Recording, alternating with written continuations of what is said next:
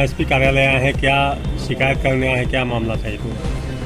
एक लेडीज ने झूठा आरोप लगा दिया तो गौ हत्या करते थे।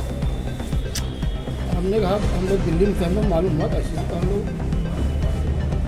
जांच करने की आदेशन दी है, इसके हिसाब से मांग किया तो जांच की जाए।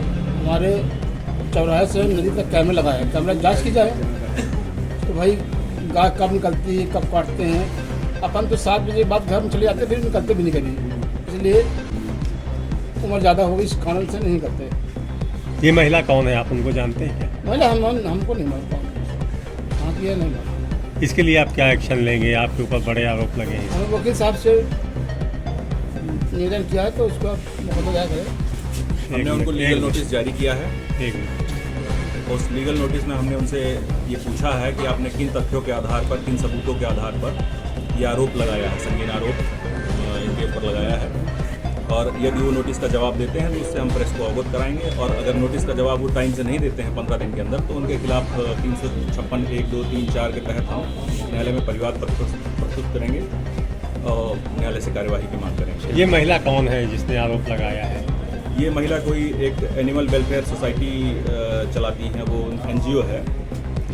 वो पशु क्रूरता को रोकने के आधार आड़ में लोगों को इस तरह से परेशान करती हैं, समाज के सम्मानित लोगों पर इस तरह के आरोप लगाती हैं और उनके पास ऐसे कोई सबूत नहीं होते हैं, बस आरोप ही हैं। उनका जो बयान देखा गया वो पुलिस अधीक्षक कार्यालय में खड़े होकर दिया गया, तो क्या यहाँ कुछ एविडेंस उन्होंने दिया था जिसके आधार पर ऐसा आरोप लगा? पुलिस अधीक्षक महोदय ने हमको उनके एविडेंस के संबंध में कोई जानकारी नहीं दी है और ना ही ये बताया है कि उन्होंने कोई शिकायत प्रस्तुत की। यदि मान लीजिए कोई इनके पास एविडेंस नहीं तो क्या आगे आपका क्या कदम होगा? हम उनके खिलाफ न्यायालय में परिवाद पत्र प्रस्तुत करेंगे। क्या कोई एक्सटॉर्शन मनी की भी डिमांड की गई?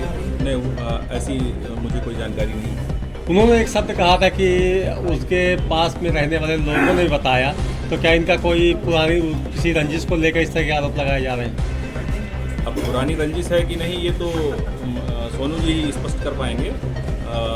मेरी जानकारी में तो ऐसी कोई पुरानी रंजिश नहीं है, उसको जानते पहचानते भी नहीं है। नाप के लिए आवेदन किया था उसका इनके पुराने जीवन से भी कोई संबंध नहीं है, ना उसके परिवार के किसी व्यक्ति को जानते नहीं। जैसा कि उन्होंने एक शब्द कहा था कि उनके पड़ोसियों ने हमको बताया था, हमने सूचना दी थी जिसके आधार पे हमने देखा था, हमारे पास एविडेंस है ऐसा कुछ। कानूनी कार्यवाहियाँ जो है ना अफवाहों के आधार पर या कहीं सुनी बातों के आधार पर नहीं होती है, वो ठोस सबूत और गवाहों के आधार पर ही होती हैं। और ऐसा अभी तक कोई सबूत सामने नहीं आया है जो इन्हें दोषी प्रमाणित करता हो या इनके खिलाफ जांच के लिए प्रेरित करता हो पुलिस को, या कि व्यक्तिगत रूप से न्यायालय में कोई इस्तगासा दायर कर सके, ऐसा कोई सबूत। क्योंकि ये गंभीर आरोप है, इस संबंध में आपने उस महिला से बात की क्या कि आपने किस आधार पे? इस महिला से अभी कोई बात नहीं हुई है।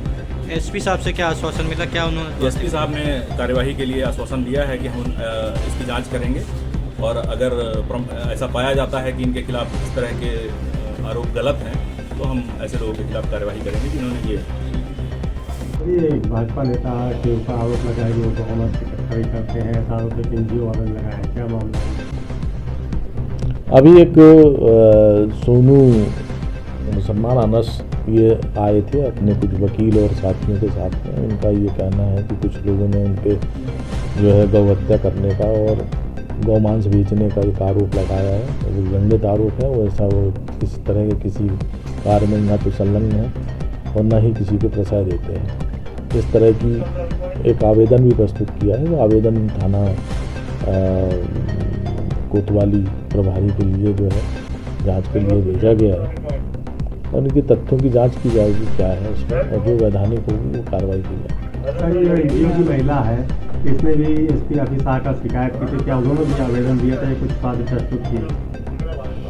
वो जो भी आवेदन प्रस्तुत किए थे वो पुलिस अधीक्षक महोदय के समक्ष प्रस्तुत की हुआ था, तो वो आवेदन जो है जांच में है।